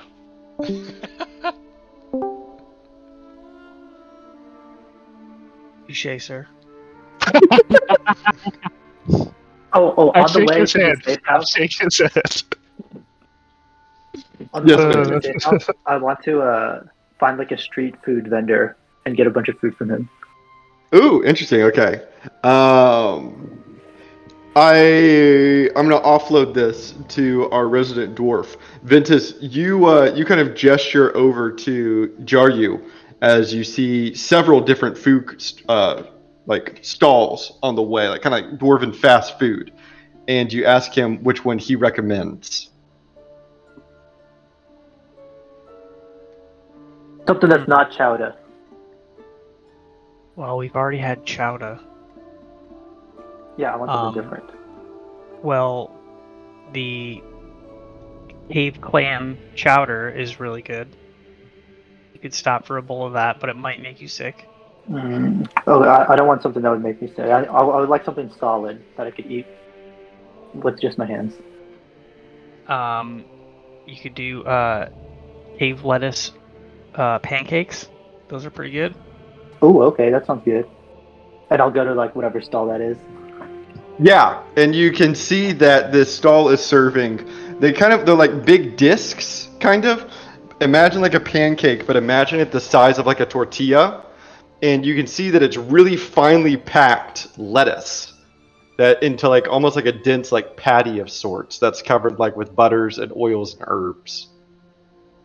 And does this guy have like a bunch on display, or is he making them for? He's making them to go. Ooh. Excuse me, sir. How many of these You can get them make? filled with How various fast can you make things. these? And he kind of points to the one that's on the griddle and says in kind of bad common, 2 minutes. How long would it take you to make 20? And he looks at you, Jaryu, and says in Dwarvish, did he ask for 20? And I throw 10. I throw 10 gold at him. And when he sees that, he says, I'll make it. I'll make it right now. And he starts putting out lettuce patties on the griddle, and he's quickly flipping them. I can meet you all at the safe house if you guys don't want to wait here. And I just watch the guy make the food. And you can see he's making like a variety pack. He's putting raisins in some of them, potatoes in another one, some strange like mushroom meat in another one. It's like a whole variety pack that he's doing for you. For Does 10 it look gold. good? Yeah, the compacted lettuce is new. Yeah, I'm more interested in like the fillings he gets. Like I get excited if there's like something interesting that I would like. But Yeah. some I'm like, this is interesting. But I'm excited to try it. To break the fourth wall here, the immersion a little bit. I once had a street pancake in China, and it made me deathly ill for like 3 days. Damn. I believe it. Have you seen like the documentaries on like the Chinese cooking oil and shit? Oh yeah, dude, it was terrible. I had that in like milk tea one morning, and it was like a street pancake filled with vegetables, and I just got so sick. That's hilarious. Recycled vegetable oil. So yeah, you hang back, Ventus, as they're preparing all the food. And we're just going to say, just for the sake of time, Yokizos, you head back over to the safe house, heading from the Temple District as you walk past the Goat Clan house, the Kraken Clan house. Yeah, I'd like to think, because my meeting wasn't super long, that I probably am there first. Yeah, I agree. I was going to say you get there first, and not shortly after. Yes. While I'm there,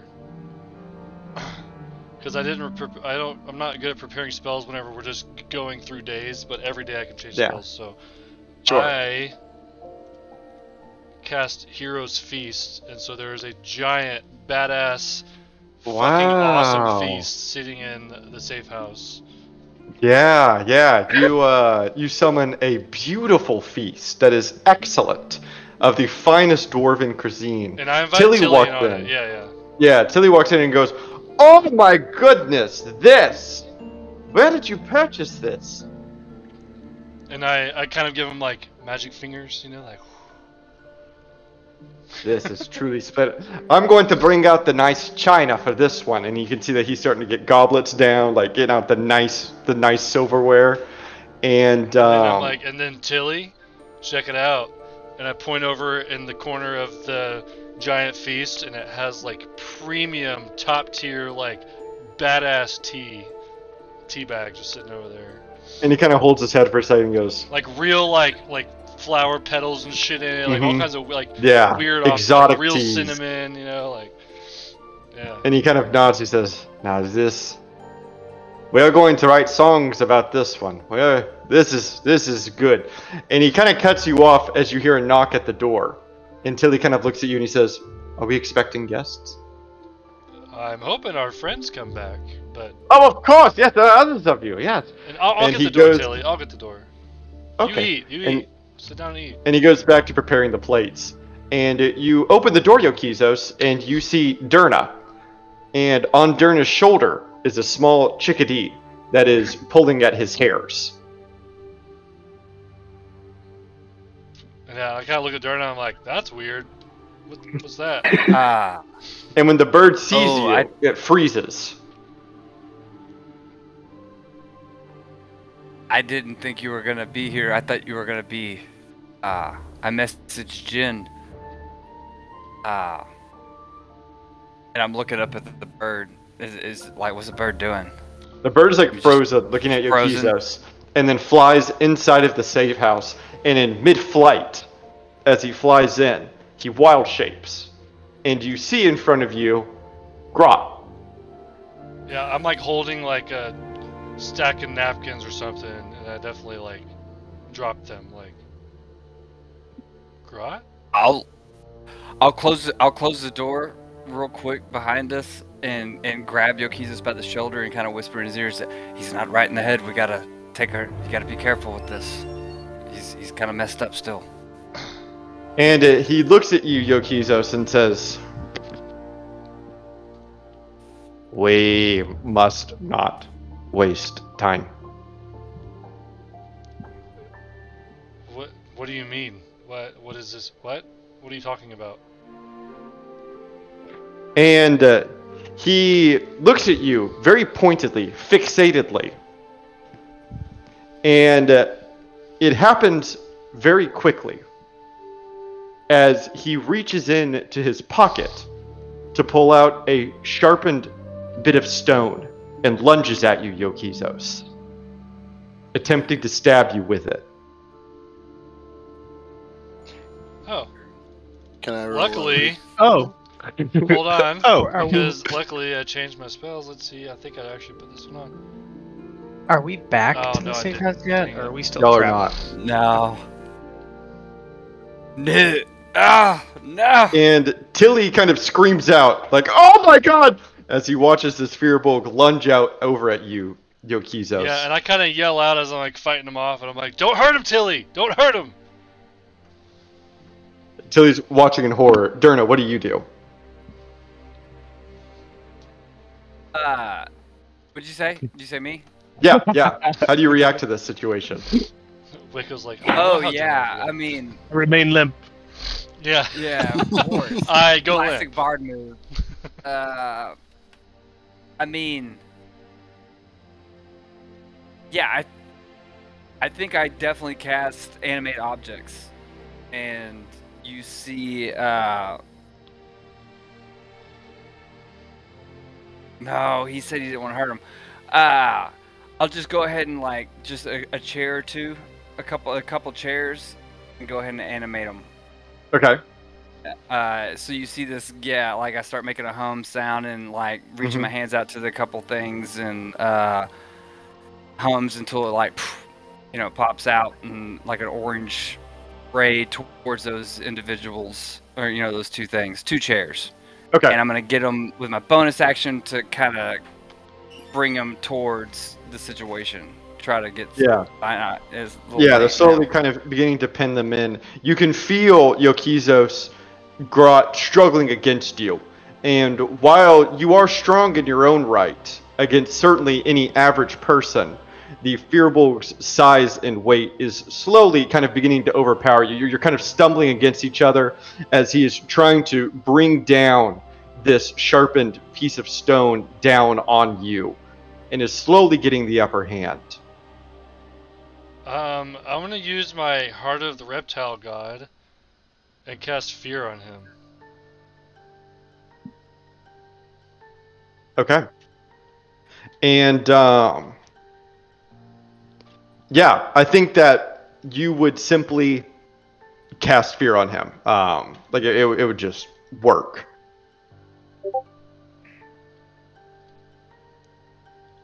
I guess I can roll a Wisdom saving throw just to make sure, but With disadvantage because he's not right in the mind. yeah, that's fair. God damn.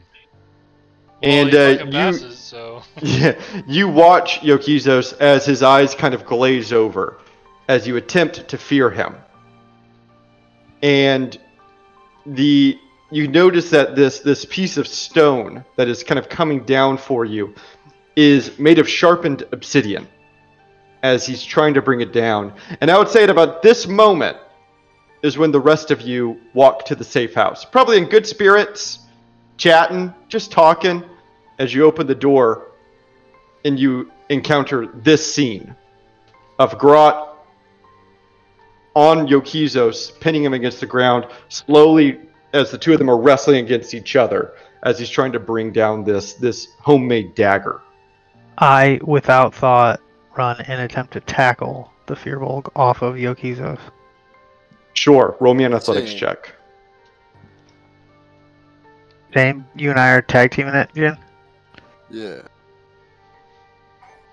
Sorry, But I'm I do rolling it as first because I'm faster.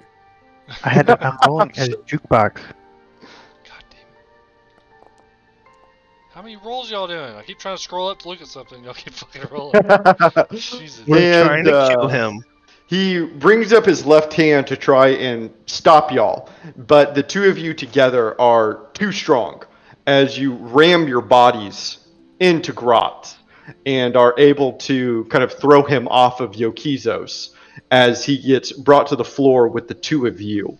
And quickly, Grot is able to use his size and his weight to kind of begin to what's the word I'm trying to think of? Disable you, I guess.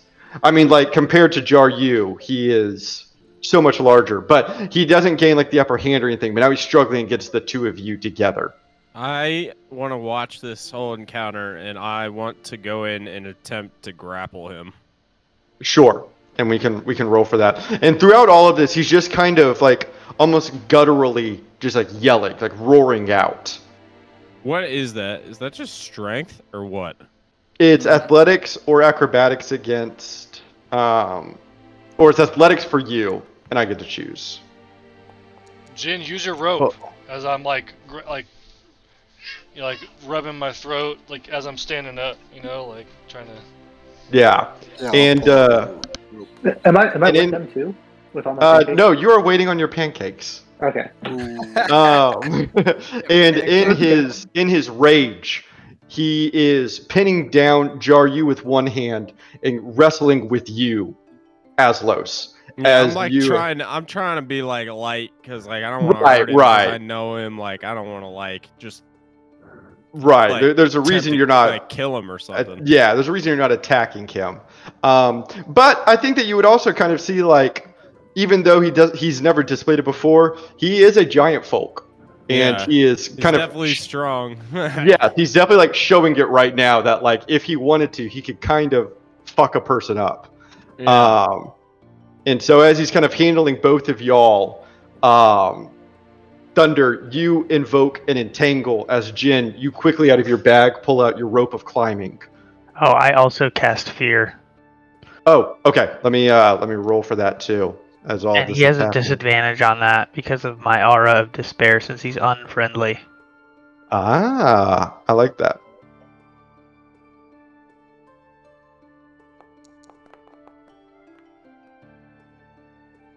Man, and he crit, but it doesn't matter. And as the two of you are pulling out your, I like to think, Thunder, you're kind of invoking vines that are kind of pouring themselves through the breaks in the stone below you. And Jin, you're grabbing into your bag to pull out your rope to get it ready. You, Jaryu, with your free hand, kind of push out. And while he's grappling with Aslos, you're able to successfully cast Fear on him. And as soon as you do that, you feel the giant hand of the Firbolg release you.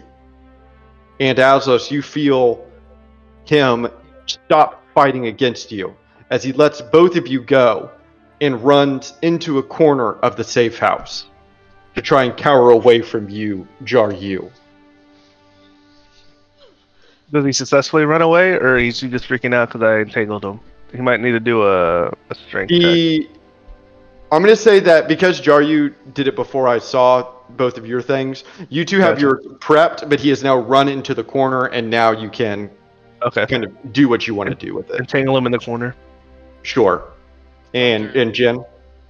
Do you by chance have greater restoration? I want to use my rope of climbing and Me? have it ensnare or attempt to ensnare Grot. Okay. I'm trying to think of how we would do that. Do you have greater restoration prepared for today, Thunder? I do not. And at this point, Derna would move his chairs to kind of like point it at Grot in the corner while he's getting entangled, like threatening menacely floating in the air. Yeah, and I'm going to say that since like we aren't in combat or anything, around one ankle, your rope of climbing, kind of like almost like a serpent gin, kind of comes up and begins to tie itself around the ankle and pulls itself, and around the other ankle, kind of creeping up the thigh almost, your vines creep up and hold him in place. So by two different means, he is now being entangled as he cowers away from you, Jaryu, and the chairs kind of push him into the corner. I actually have Dispel Magic prepared, so I'm going to cast it at the 5th level. And it says, if you use 4th level or higher, you automatically end the effects of a spell on the target if the spell's level or equal to the slot I used. Let me check something. Will that undo all the magic? It depends if it's a magical curse or something, or if it's like an actual curse. Because if it's a curse, then I can fix it tomorrow, but I can't fix it now. No, but is it like target focused or is it AOE? Like, will it dispel the entangle in my fear? I can choose one creature, is what it says. Okay. I can choose one creature, object, or magical effect. Yeah, I'm going to say that, Yokizos, you find, as you cast Dispel Magic, you watch as the spell washes over Grot, but you take note that his behavior does not seem to change. He is still unrelenting, but also immensely fearful. It's kind of an odd juxtaposition. Should we turn him into a sheep until tomorrow? How long does that last? Let me check. I'm pretty sure it won't work till tomorrow. 1 hour of calmness. Yeah. Is that stone in his hand obsidian? I make a comment to the group. Yeah, I don't know. I don't know if I've ever seen obsidian.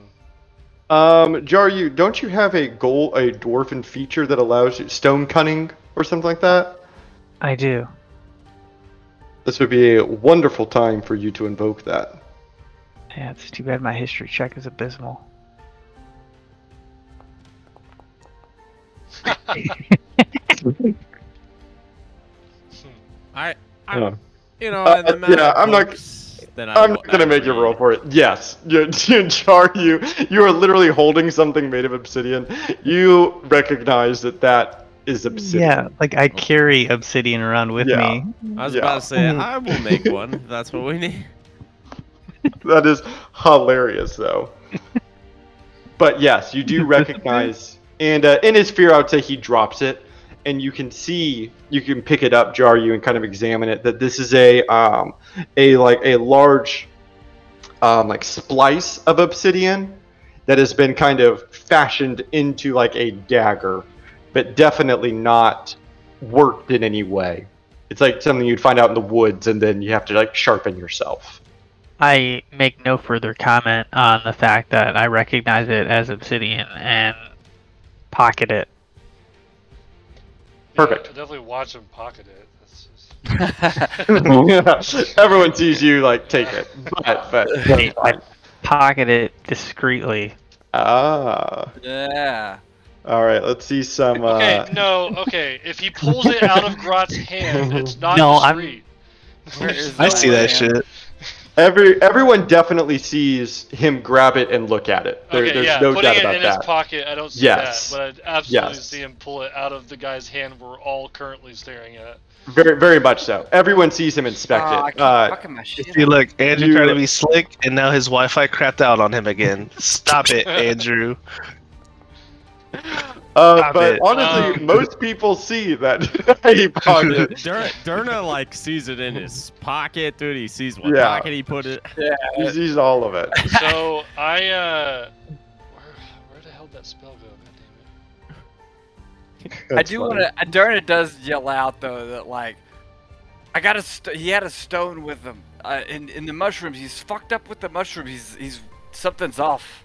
Yeah, and so I turned to the party and I'm like, I made this feast. You guys need to go eat it because it's only temporary, and it's supposed to like help you out and shit a lot. So like, go fucking eat. We'll deal with this shit after. Because if you don't eat it, you don't get the cool shit from it. And then I go, oh, and then I cast silence in the room. And now the whole room is, that's obviously not to scale. Like the whole house is now covered in silence, and we can speak within it and nothing can hear inside of it. Yeah. Perfect. And I say also That's okay. Also the high priest told, like, kind of alluded that the ravens are not to be trusted, as Jaryu has said multiple times. And as you say that, such a high official is troubling indeed. True. And as you say that, Ventus, you enter the safe house, kind of like the Donald Glover gift where he brings in a bunch of pizzas to a room on fire. You have all of the, yes, exactly. Ventus, you are so happy with the pancakes that you have, and you bring them in, and you see Grot pinned in a corner, vines up him, tables overrooted. You can see that Yokiz is on the floor, kind of like heaving. Chaos you emerge into. But it's really quiet until you walk through the door. Was this not planned? Yeah, you guys did not. You guys didn't plan that. You just sent it. Was this not planned? I swear to God. Bro, what the fuck? Yeah, Jesus that was wild. Christ, okay. Bro, out of all the fucking situations you could have thought of to reference. Yeah, I am not on your guys' level. It was perfect. And yeah, Ventus, that's what you walk into. Too bad doesn't say chowder on the pizza boxes. That wasn't funny. Do you guys like, dude? You literally said it, and then he sent the message. Like, it was like that was stupid. That was stupid. Like, I looked at who sent it, and I'm like, wait, David, that was like so fast. Yeah, I thought David sent it because of how fast it was, and then I saw it was the fuck. I thought I manifested it. Beautiful. I was thinking it. I'm freaking out. Kyle can be on our wavelength too. Yeah, I'm a little bit uncomfortable now. I'm not gonna lie, but I'm too sober for this. Have you ever seen David and Andrew in the same room together? And so, Ventus, you enter and kind of stumble upon this scene right as Yokizos says, because you're right, Yokizos. You think, Ventus, it's eerily quiet as you approach the door. And then as soon as you enter to the chaos, and Yokizos saying, the high priest said not to trust the ravens, or something, whatever you just said, Yokizos. I like quickly close the door and lock it, and then I like take the situation back in, and I walk past everyone, and I go, Froyo, and I, in my mind I go, Froyo, look, I got all these pancakes for us. And I start eating the pancakes with Froyo. She takes a huge yawn and immediately starts eating one. Like, huge, like, how? And I go, wait, Ventus, you gotta eat that shit first. Do you want some of my pancakes? No, you gotta eat that stuff. And I go over and grab a handful and start shoving it down. Like, okay. It was supposed to be cool, but now it's like you gotta eat it. And so I'm like shoving food in. So I'm just sitting down and eating both, and in my mind I'm asking, okay, Froyo, what happened? Can you fill me in on what's going on here? I see we got Grot back, but why is he on the ground? And she real lazily tries to explain the situation to you. You can tell that she really doesn't care that much about whatever happened here, as she's describing how the lizard came back home and woke her up, and she wasn't very happy about that. And then some dwarf came, and a bird flew in and turned into a mean giant that was even louder than the lizard, which made her even more upset because she couldn't sleep through it. The giant tried to attack the lizard, which she actually kind of thought was a little exciting. But then they teamed up on the giant, which was a little unfair in her opinion. And then they were able to pin him in a corner using magic, which she thought was kind of cool again. And then you brought her pancakes. And when she mentions how you brought her pancakes, that's when actually she sounds pretty happy. as she's eating on her pancakes. Okay, well, we'll make sure to eat some of Yokizos' food. He apparently worked for that too. And you watch as she kind of side-eyes it. And I just keep eating.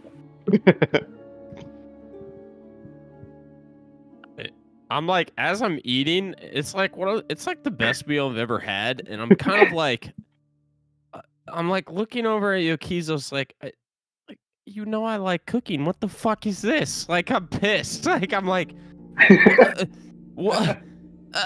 You've been letting me cook the whole time, and you could do this? Like, and I'm like looking over, like, what the fuck? Like, yeah, I was also studying a cookbook earlier. Like, my really whole intently. interest.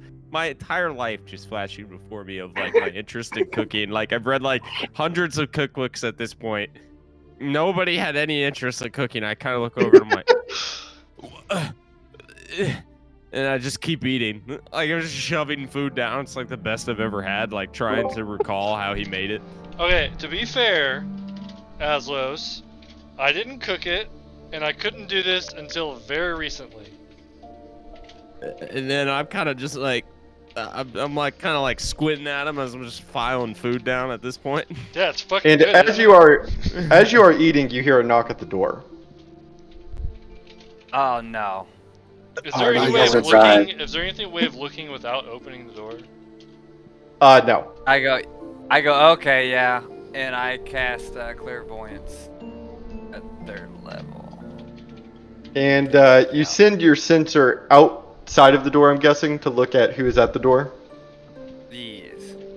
And when you do that, you look and you see kind of a little too close to you, like through like a peephole, like a fisheye lens. You see 3 dwarves. And I think that you would recognize them. You have seen them before, except for one you don't recognize. He looks odd, like he's wearing like a lot of clothes, like too many clothes, and they're all raggedy and dirty, and like a weird shawl that's covering his face. But then next to them, you see Lopin and Sornin, who are currently arguing. Yeah. I go, it's fine, and I'll just open the door up. Yokizos is like exasperated at everything that's just been going on. Like, yeah, it's now pure fucking chaos. Sornin and Lopin show up, and I'm assuming Hans, Gratz Yeah, I close trying the door to kill right me. behind him as the 3 walk in. Yeah. Like, I go up and I give Sornin and Lopin like big embraces, you know? Mm-hmm, yeah. Like, welcome to the party. And they both kind of open up their arms and say, "We're very pleased to get an invitation to the big party. We brought Lopin." And Sornin turns around and he says, "Lopin, show him what we brought." And Lopin raises a very dusty kind of. It looks like it has some solid materials in it, but it's supposed to be a bottle of wine. As So you I watch grab- kind of like a pulp. I grab the bottle of wine and I'm like, this would make excellent cooking wine. And then I go put it like in the back corner of the kitchen. And Sornin kind of lowers his brows and he says, "Only if you're trying to cook a good time." And he kind of elbows Lopin. And the two of them laugh and they say, and they... Reference anybody? Oh, yeah. And they gesture to the bundle of clothes in the back and say, with a big, like, kind of like, too big of a wink, they say, "We also brought someone else." Okay, yes, it's Hans. We get it, guys. Can you just come in here and eat? You'll enjoy it. Just come eat. And Sornin kind of shrugs his shoulders and says, "I don't know a Hans." And they sit down. And Is this here's face where we'll covered, or end is he our... just like is it clearly Hans with a bunch of clothes on? Yeah, I mean, it's clearly Hans with a bunch of clothes on. A bunch of old raggedy clothes. I like to think he's in one of those stereotypical dwarven helmets with the huge horns that stick out the side too.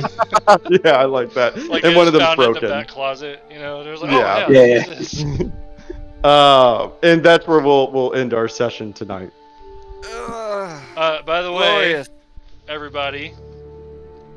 So this is what Heroes Feast does. If you didn't read it, get back to it.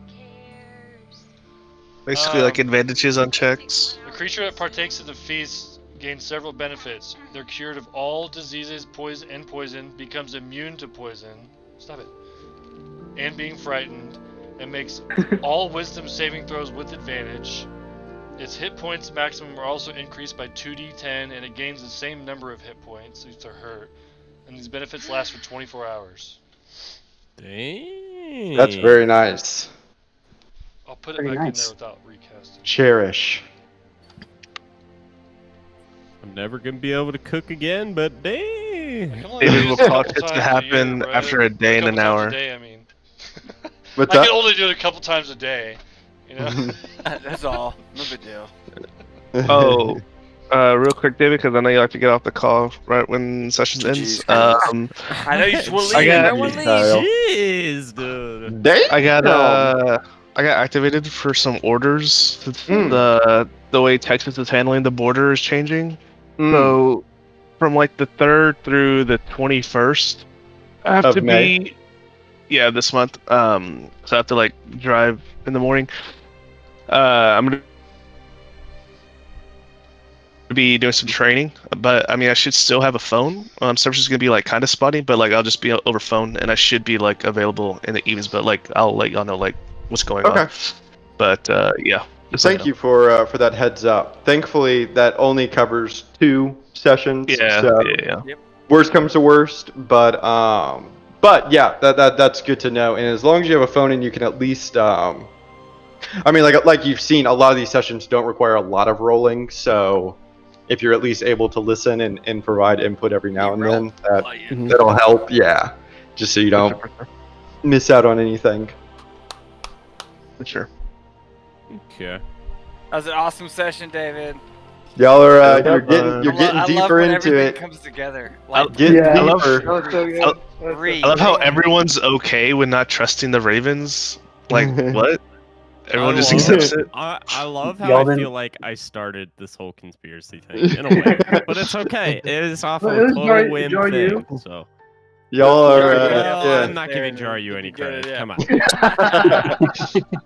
Yeah, y'all are getting deeper into it. It's kind of crazy because some of this Von Reek stuff I have had planned since we worked like at Tech Systems. I think I sent Jacob like a Oh, piece wow. of paper. It's just been a long time coming.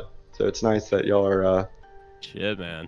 yeah, y'all I gonna don't do it. remember that at 4 all, years in the Really? No.